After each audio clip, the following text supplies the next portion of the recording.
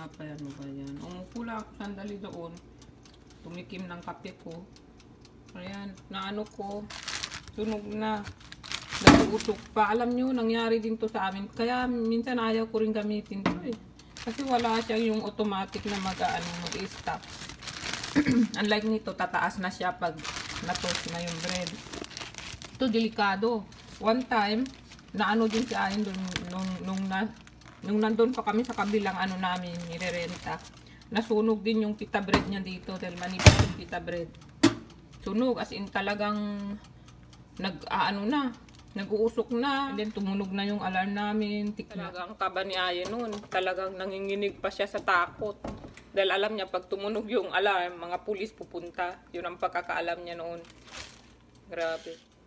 Tanggalin ko pala yung labas lang yan para makain ko pa rin yung loob. Tinanggal ko yung pinakasunog. Tapos yung loob nakain ko. Dahil di naman sunog. Ayan. So, almusal tayo guys. Yung palaman ko ito, oh. Gumawa ako ng tuna, then may mayonnaise. Tuna spread. Tanggalin natin yung uling. Ano ba yan? And guys, so katatapos ko mag-almusal, and then katatapos din namin mag-usap ni Glenn. Sinabi niya sa akin yung balita ngayon, grabe. Dyan sa New York, inararo ng isang kotse yung buong street ng New York. Tignan nyo sa YouTube, nandyan yan sa YouTube. Paano kung nandun ka na naglalakad lang, di ba? Yung parang namasyal ka lang pumunta doon, tapos isa ka sa biktima, kasama mo pamilya mo. Grabe, kung makita nyo yung video guys, talagang maano ka. Yung mga tao tumilapon talaga, nakakatakot. Kaya minsan di mo rin alam talaga, no? Yung minsan ikaw safe ka, feeling mo safe ka, ganyan, naglalakad ka lang. Pero ibang tao, iba naman yung mga nasa utak na pwedeng madamay ka lang. Minsan di talaga natin alam yung buhay. Kawawa naman yung mga naging biktima. Na guys, tapos na yung aking labada ng winter. So ito yung sinasabi ko sa inyo. Yung buo-buo dito. Yung parang, hindi ko alam kung anong tawag dito. Pero yung nasa loob niya. Tignan nyo to. Oh. Ayan, nandyan yung bumuo. Dito wala nang laman. So kaya gagamit tayo nitong bola. Para ma-press daw. Parang ma-press sila. Magpapantay uli. So, papantay sila uli. Hindi ganito na buo-buo. Yan. So, i-dryer na natin. Sana nga, umayos. Para kasi isa to sa gustong-gusto kong jacket. Sayang naman kung masira. Ito naman yung kay kuya. Ayan. So, ganyan. Magbubuo-buo siya. Kaya sana magpapantay ulit sila. So, maglagay tayo ng bola. Sensya na guys, minsan yung camera wala pala doon sa sentro.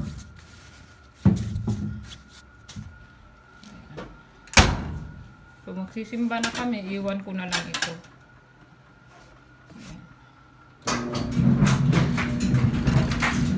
Maingay siya dahil sa bola. Punta na kami sa simbahan at mag-aayos na tayo para ready na.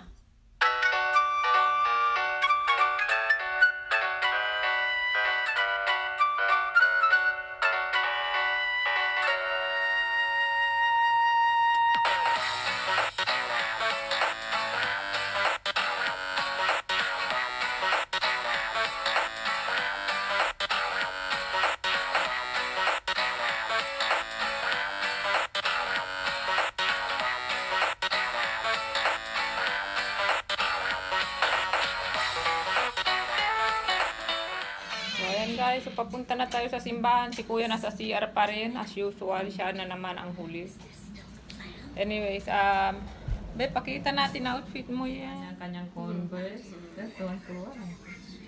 Pakinangiti Paano po pa na dito? Yan yung halos wala ka na makita. Baba talaga.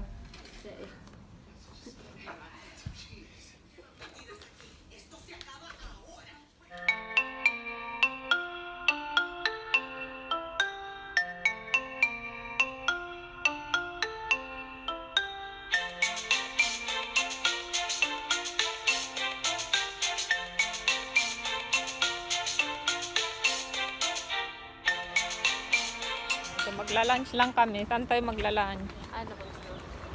Ha? Ang ganda ng panahon. Bukas naman, maulan na naman. Maganda to, init-init. Sa akin maganda to. Hindi pa nga to mainit na mainit yan eh. Kasi 60. 60 ngayon. Mataas lang talaga yung araw. Sana bumaba 70 ano ngayon? 75? 70 na? Hindi kanina nga. 80 na. Saan? 80 na nga. Oo. Kasi mataas yung araw. Kung saan man tayo kakain. Sa Pancheros na lang. Pancheros. Oh, sige na, pasok na. Dito kami sa Burger King. Dahil gusto daw nila dito. Ako gusto ko Pancheros. Sawang-sawa na daw sila dahil sa school. Ganon din daw mga Mexican food. Yung binebenta sa school nila.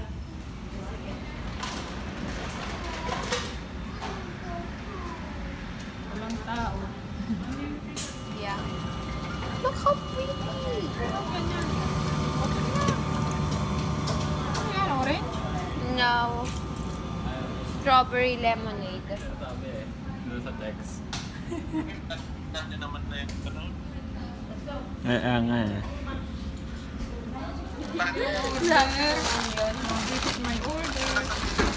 Ano sinabi mo? Ganyan si Kuya. French fries. No. Ha? Cheetos. Akala ko nahulog. May cheese siya sa loob.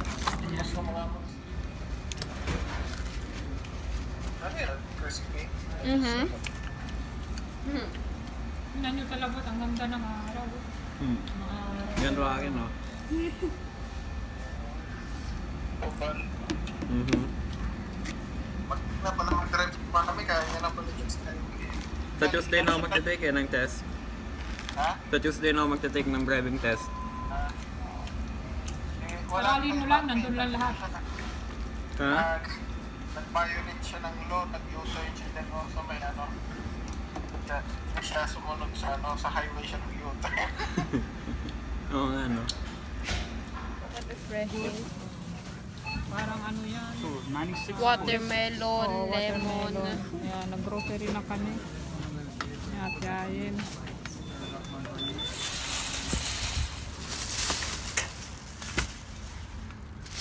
Oh, sometimes. This heavy. Ay, God.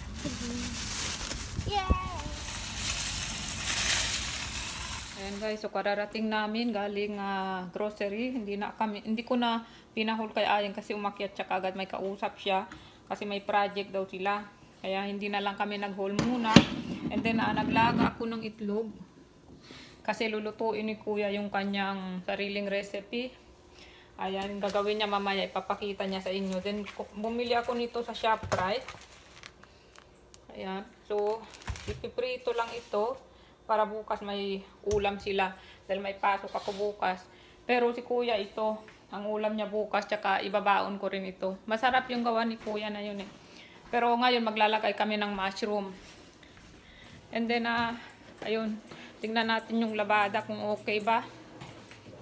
Yung ating bakit huminto? So, nakasalang na yung ibang winter jacket.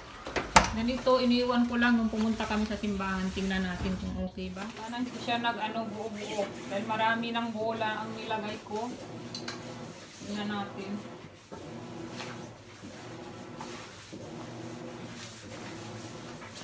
Ayan nakita nyo. May bukol siya, ayan So ito, hindi nagawa ko minsan.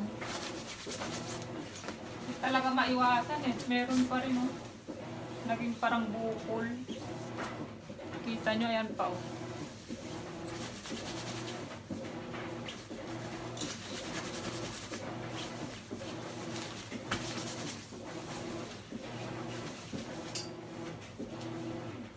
Pero okay naman yung ibang parte. Ito lang dalawa. Ito.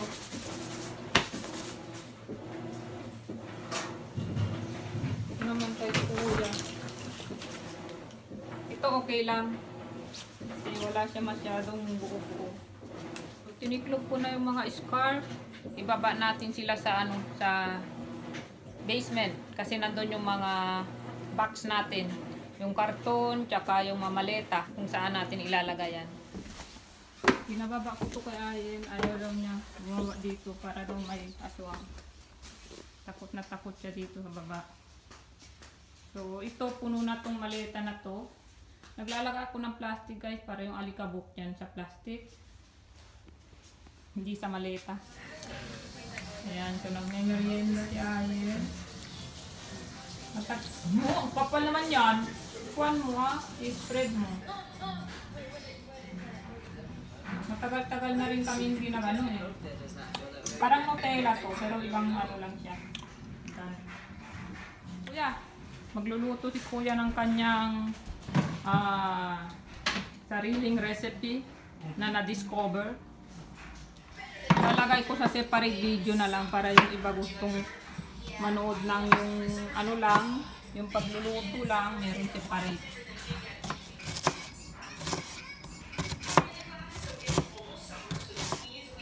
Okay. Kung luto na yung mushroom, ilad yung oyster sauce. Ang dami. Mga 1 tablespoon. O tansyahin nyo lang kung ano yung nasa panlasa nyo rin yan. Pagkatapos, soy sauce. Sino mo magkano ang camera mo? Gawa mo daw. Pinapakita mo. Sarap ko ba? Para masabihin.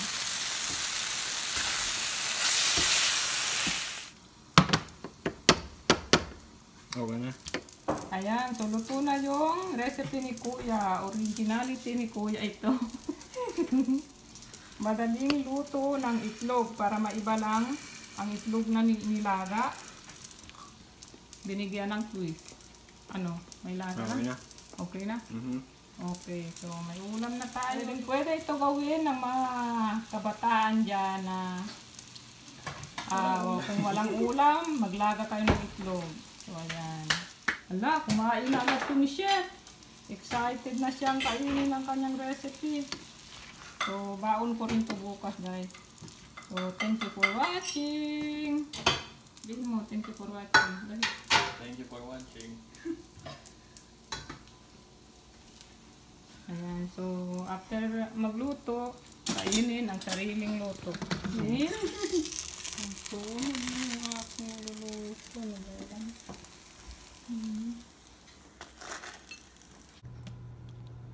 Tura na lang. May ano yun? May rabbit. Grabe. You know? Kain. Kain tayo.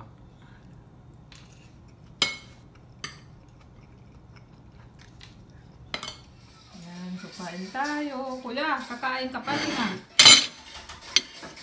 Kuya. Masarap. So, may ano, cherry tomatoes, tsaka ano, mushroom.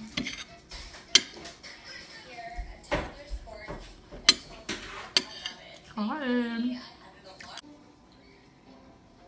May strainer ka yan?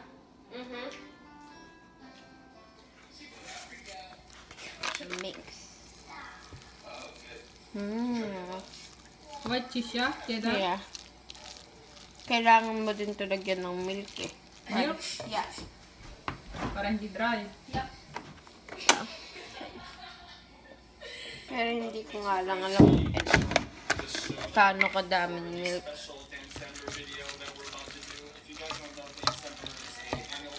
And then, ang ating pantula, ang very good.